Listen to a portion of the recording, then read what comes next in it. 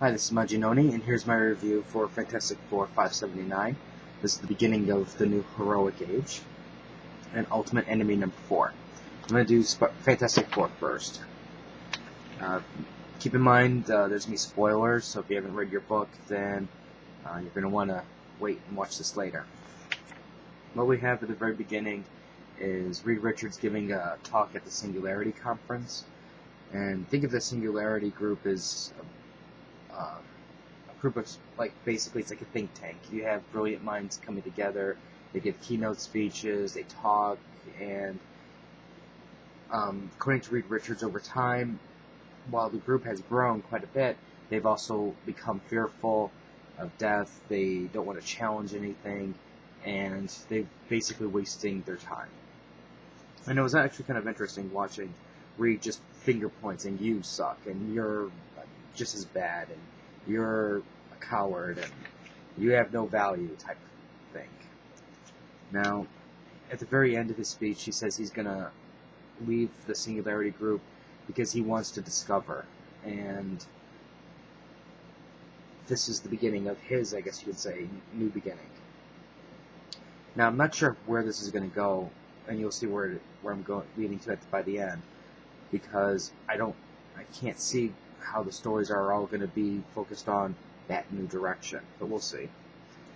Now, what we have here is goes fast forwards into the future. You have a guy named Alex arriving at the Baxter building. He was invited by Reed. He doesn't understand why he's there. He has seen the list of other people that were invited, and he's not really that bright in comparison. But Reed says, "Don't worry, you have skills that will make you valuable." Later on, you have Sue Storm going to Atlantis, talks to a leader, and gets what she wishes. You have, I forgot their names, but the Molman type people, and they were invited to the Baxter building to live, and as you can see, they're not mindless, they're really smart and intelligent. I'll leave this as just as a sneak peek. Obviously, he's going to have something important later. You have Franklin, Ben Grimm, Dragon Man, Val. They're all talking, having a good time, and Val's playing with the Dragon Man robot. She discovers something. She says Dad's going to be pleased. Then Reed goes to visit the wizard. Basically, apparently Reed had promised the wizard that he would step in for a visit, and the wizard's kind of going insane. So he gives him the helmet so he can think straight again. And the wizard basically says that he had a dream that Reed Richards was going to come save the world, save everybody. But he doesn't think that this is going to happen because everything is going to burn. So giving a foreshadowing of something horrible that's going to happen in the future.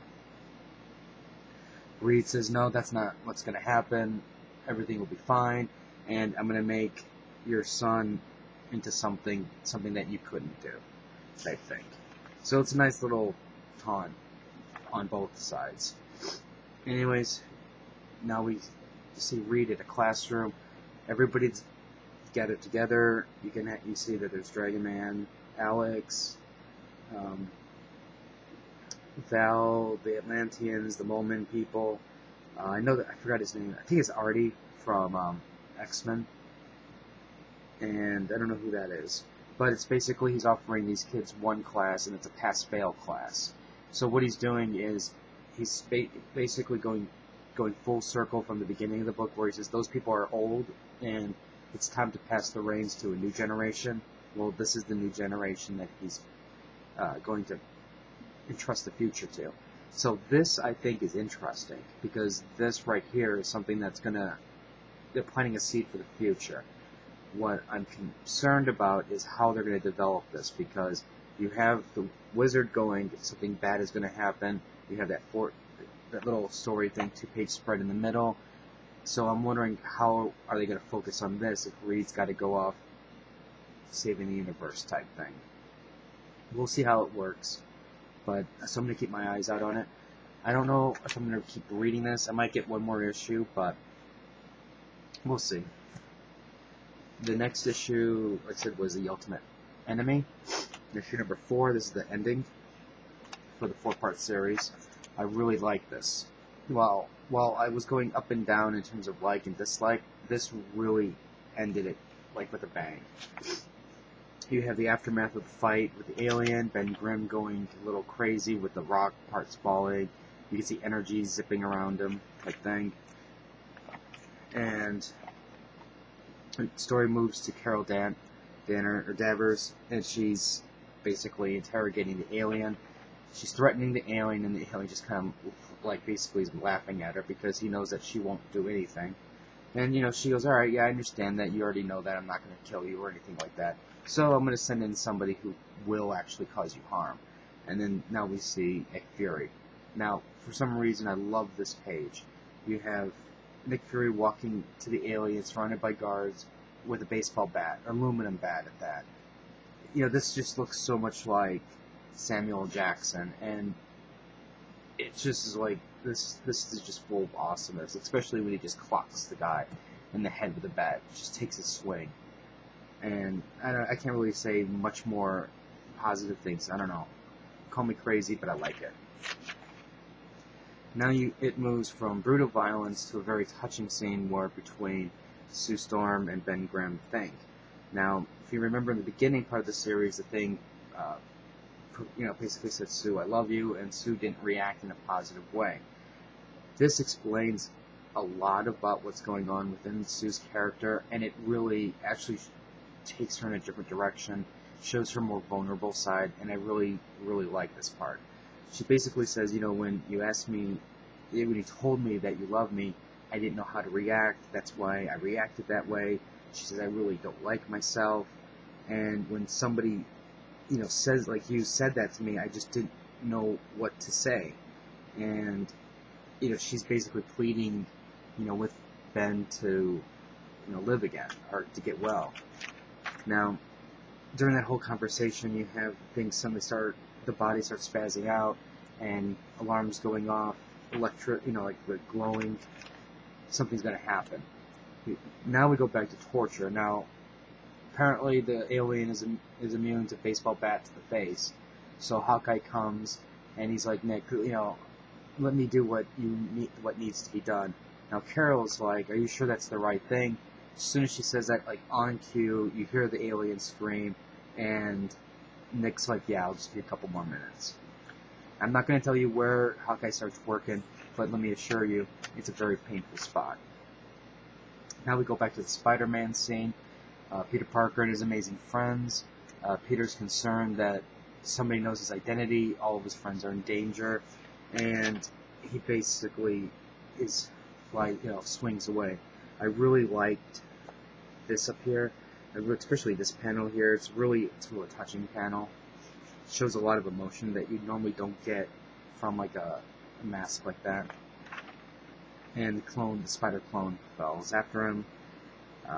Hawkeye taunts the alien a little bit more, and the alien spills his guts, but while he does that, something comes out, buildings destroyed, chaos and havoc ensue, and then we go back to the Sue Ben Grimm now part. Now, the next, I'm not going to spoil this part, I'll let you buy the book to find out what happened, but let's just say it takes a turning point that was I don't want to say completely unexpected, because I kind of thought something like this was going to happen, but I didn't know for sure. And I'm really curious to see how it's going to end up. Now, there is going to be another series called Ultimate Mystery coming out, and that's where this continues. I'm definitely going to buy Ultimate Mystery, and I'm pretty sure I'm going to buy Ultimate Enemy, the trade, when that comes out. So, just as a quick recap, great starting point if you've ever wanted to read the Fantastic Four, and curious to see where it's going to go. I'm not sure how long I'm going to stay with it, though.